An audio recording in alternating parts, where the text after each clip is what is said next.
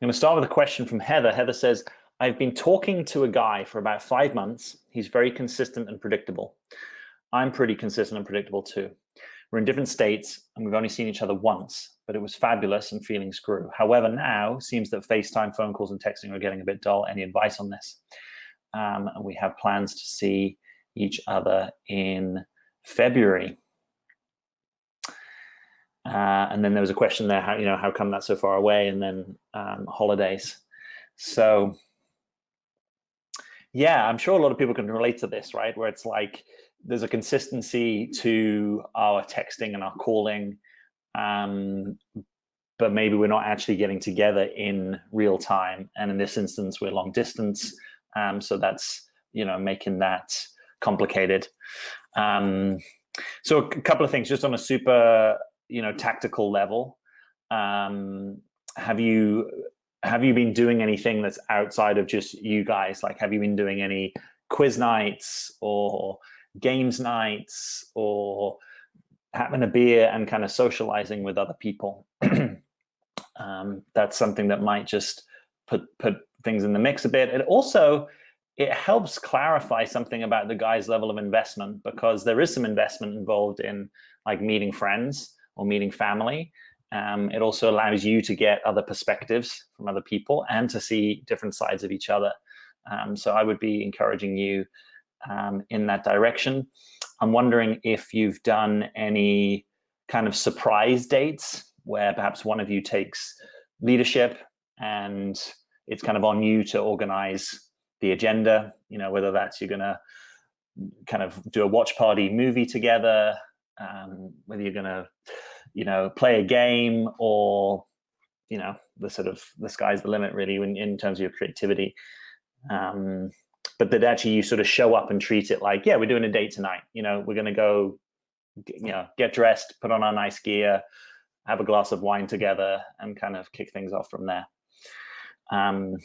So on a less tactical note, or just relating to the fact of long distance and that you've only seen each other once, I am a fan of reducing long distance, even if it's not so to say, yeah, we're definitely in a relationship and we're going to try and pursue it, if it's just in service of the discovery, because sometimes distance can have things go on for a while that would actually run a different course if you were doing things in real time and you actually were, seeing each other 2 or 3 times a week or more.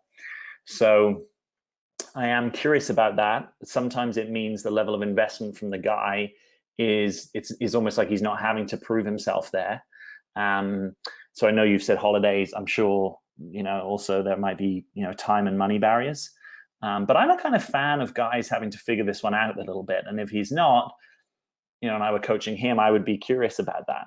If I really want to pursue a relationship with you, or at least discover if there's more of a relationship to be pursued, only having seen each other once in 5 months and then waiting another 5 months, that's twice in 10 months, that's twice in a year.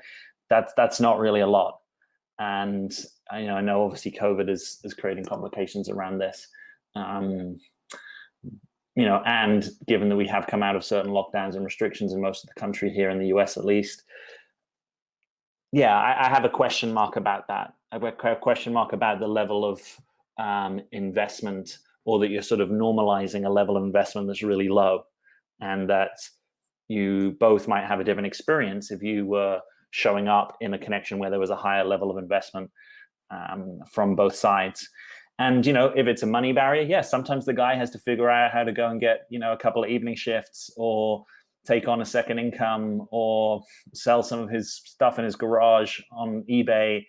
There's a little bit of a kind of resourcefulness because there's something that I'm looking to do. And absent that, I would just be curious, but particularly when you get into these situations where we're sort of acting like we're in a relationship because we're kind of talking, maybe every day or many days, and there's a sort of consistency to that, but it's like we're being consistent around something that isn't really the whole enchilada.